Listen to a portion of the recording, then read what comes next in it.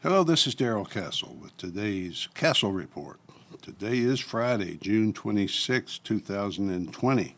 And on this report, I will be talking about the growing levels of anarchy and violence in America. In addition, we will look for the truth and examine why it is sometimes so hard to grasp. For the Castle family, this is week 5 post-quarantine. So far, so good. But there are ominous storm clouds hanging over my city with calls from city council members to go back to stage 1 lockdown, which would be death to many, if not most businesses in times like these. I really miss the family daughter who is safe, but just a face on a computer screen thousands of miles away. I don't know when, if ever, flights from her island will be permitted, so we pray for her and we wait. There are some very strange things happening in America today. Statues of people who built nations, who achieved great things, are being toppled by people who have never accomplished or built anything in their lives. I'm not talking about Robert E. Lee here, folks, because it has gone far beyond Confederate generals. It started with monuments to Confederate dead and the Confederate battle flag and has progressed to anything made by white Europeans. Here is just a partial list of monuments recently removed, destroyed, or defaced by either an angry mob or by an unelected bureaucrat who just made the decision to do it without consulting any voters. George Washington, the father of our country, yep, afraid so. Thomas Jefferson, the smartest man in American history, probably. Philip Schuyler, Caesar Rodney, Abraham Lincoln. You mean the great emancipator? Yes, him too. Ulysses S. Grant, Junipero Serra, Juan de Ornate, William McKinley, Robert E. Lee, Christopher Columbus.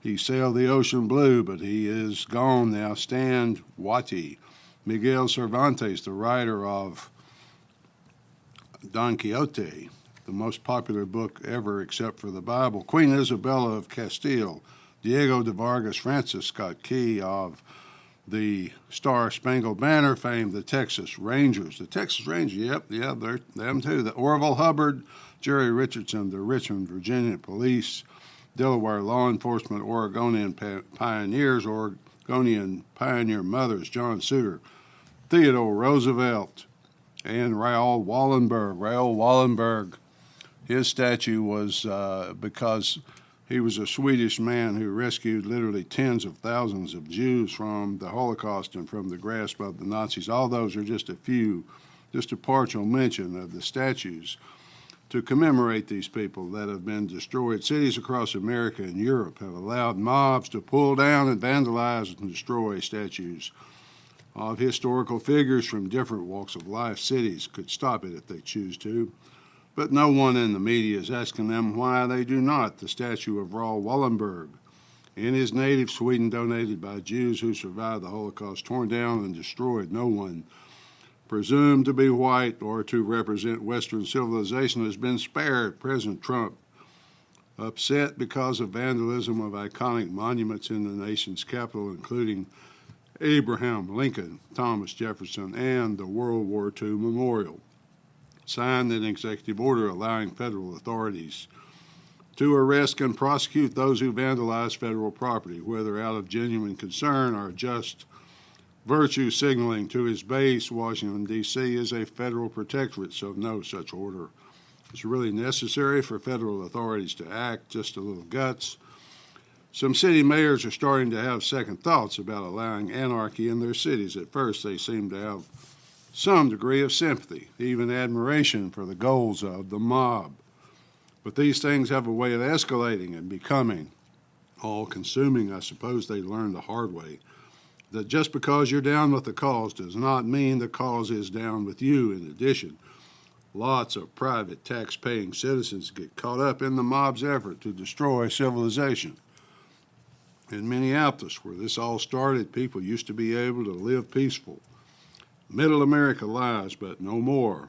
Now the city competes with Chicago, Baltimore, Seattle as a haven for crime, not just any crime, but crimes of violence, especially murder.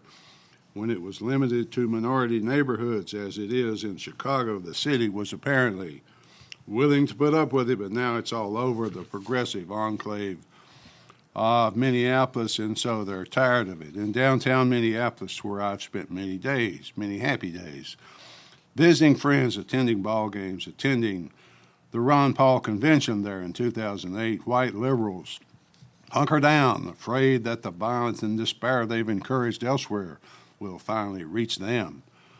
The politically correct say, you want us to kneel? Okay, we'll kneel. Their subservience has not and will not keep the violence at bay. Each day they seem to find new methods of revolting, subservient, groveling, but nothing seems to work because the mob has another agenda that it doesn't bother to mention. That agenda is insatiable. Mayor Jacob Fry, millennial head of Minneapolis, has certain views of what the mob's goals are, and he is all for them. He is now being forced to deal with the reality of mob violence out of control. Lisa Bender, president of the City Council of Minneapolis, is the person quoted as saying that if your home is broken into, perhaps it's time the privileged felt what the marginalized have been feeling. So she takes the view that if you are lucky enough to have a job in her city and you acquire a mortgage in her city, you work hard for years to service that mortgage, you somehow owe that home to privilege. Lisa was a privileged child from a white affluent family who sent her to the University of California at Berkeley. She admits her privilege, apparently spends her time trying to atone for it by allowing mobs to burn and loot her city. She is responsible for all of that. She normally occupies her time by turning Minneapolis highways into bike paths so that in the couple of months it happens to not be snowing in Minnesota, people will be encouraged to ride bicycles. In Seattle, Mayor Jenny Durkin encouraged a mob of terroristic anarchists to take control of 6 blocks at the center of Seattle, that once great city, turned into a war zone, a walled-off prison for a bunch of violent lunatics. At first, the mayor was quite proud of it, often referring to the occupation as the Summer of Love.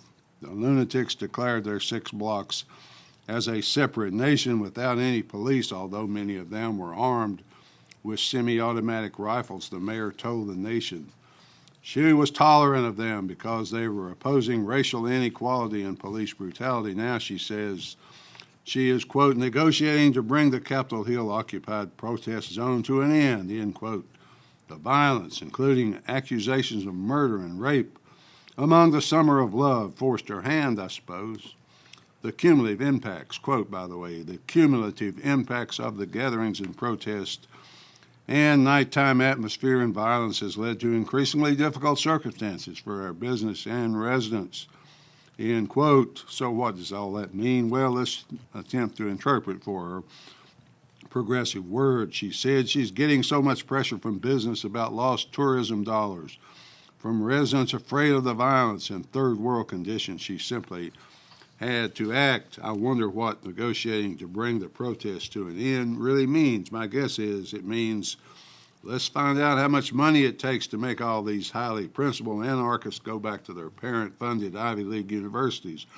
The president was right in his decision not to get involved in Seattle. That is a quagmire. It's better left to local authorities. It's not a matter for federal troops. If Jenny Durkin wants to turn her city into a third world Seattle stand, the people can vote, they can judge. Along the same lines, but perhaps even worse, is the act of kneeling to show contrition, support for a cause, or just virtue signaling to others. Kneeling is an act of submission to the authority of others. The army, which has surrendered, kneels symbolically and literally before its conquering general. The conquered hand their guns to the conqueror because they are now helpless and completely at the mercy of the conqueror. Will he be merciful or will he be cruel? It's up to him.